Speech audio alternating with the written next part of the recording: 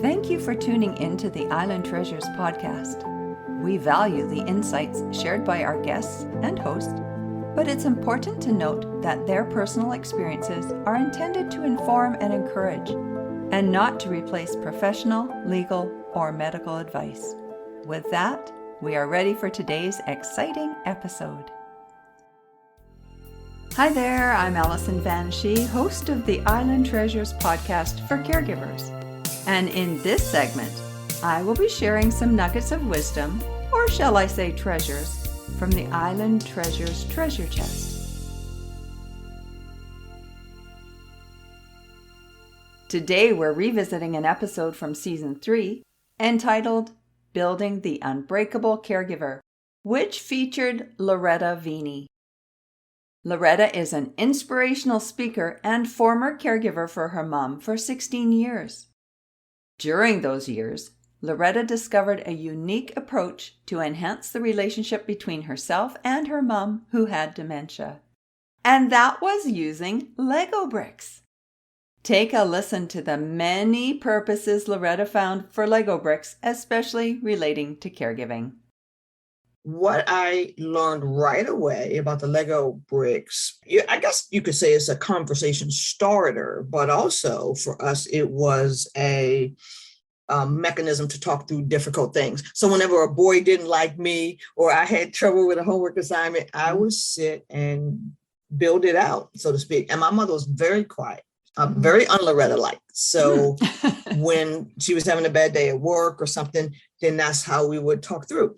But without the Legos, she wouldn't say a lot. It would just be, oh, you're doing fine. Everything was fine. And that stayed with her through the whole dementia thing. Everything was fine. But if you really wanted to dig deep, what was going on, what are the things, you'd get out a few little bricks and she would start putting them together and pretty soon you would know what the issue was. So we talked through a lot of things that way.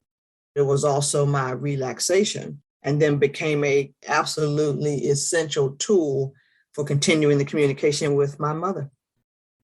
Here's an example of how Loretta's mom used Lego to explain what she was feeling when she first received the news that she had dementia.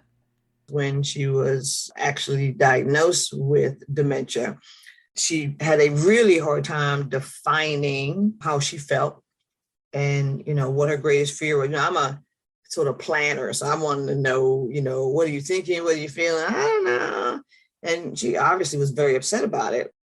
So on the way home from the doctor's office, I couldn't get her to talk at all. So I reach over and there's always Legos. So I have a bag of Legos in my center console. So I also have this little lap pad thing because a lot of times I would work in my car. So I put the bag of Legos on the little lap thing and she just kind of went to work. And she eventually took the head off of one of the little Lego minifigures. And she said, to my question, what's your greatest fear? I'm afraid that years from now, I'm just going to feel like I've lost my head. Wow. And so she had the head in one hand and the rest of the Lego in the other. Before I continue, I'd like to add that Loretta is trained as a Lego Serious Play facilitator and has been using Lego throughout her life. She found that Lego bricks were the connection to her mom and provided an incredible way for them to engage as her mom's dementia progressed. Here's a clip from a lesson Loretta's mom had taught her before she had dementia. My mother, one of her life lessons was to teach us, you don't just, you find something that works, you don't keep it to yourself, you share it with other people. And she certainly did find something that worked. A way to connect with folks. So she now shares it with other people. Not only through her Lego connections, but also what she learned when her husband passed away. Her husband had been her caregiving partner in Team Veney, as they cared for her mom together. And his passing created a huge void for her. Here's how her supportive network helped her through that time, and the lessons she now shares from that experience. One of the greatest lessons I learned about caregiving is that my church started a support group for me right after he died. And they asked me to write out all the things that Tim did for my mother. Okay. which was a lot. And so I did that, and each one of them took a task, which was just Wow. the coolest thing ever. So when I work with other people, I share with them, if you are alone in this caregiving thing, then try to build your own village, whatever that village looks like, and have people help you with some of the tasks. Because when people say, nobody helps me do anything, Yeah. I always say, did you ask? Yeah. Because when people say, hey, let us know if you need anything, you say, okay. No, And then when they different. don't hear from you, they think, wow, she Yeah. must be doing okay. She didn't Yeah. say that. So I always tell people, ask for what you need and want. Yeah. So if you call and you say, oh, David, can you take Dad to the barber to get his haircut on Tuesday? He either can or he can't. can't. And you go to And the then you next find person. someone else. Exactly. And just for respite too, if somebody's going to come over for 2 hours and read with mom or play a game while you go to the spa or to the movies or wherever, and they say, oh, well, my brother caught COVID and now I can't come. Well, don't say, okay, I'll wait till next month. No, reschedule it. Yeah. You still have to build in things. So I Yeah. try to get people focused on checklists and plans and things that you can follow. Because if you don't, it can overrun you at times. Oh, totally. And you're only going to have 24 hours in a day. I don't care who you are. You have the same amount of time as everybody else. So identify the tasks that you need help with and ask for that help. And think about her suggestion that caregivers build their own village, especially if they are alone in caregiving.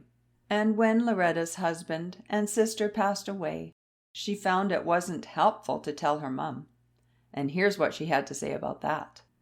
You said that when your sister died and your husband died, you chose not to tell your mom that. Right. And that shows insight. I asked the neurologist what she thought, and she agreed with me. It probably was not the best idea to tell her. And because here's the thing you have to consider, I think.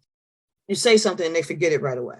My fear was that would be the one thing she would remember. And then she would cry all the time. So I wasn't willing to take that risk. Yeah. And by the time my sister died, she had forgotten that she had 2 kids anyway. So my plan was, and there were all kinds of pictures of my sister up. So I was like, if she ever asked about it, I'll just, make something up.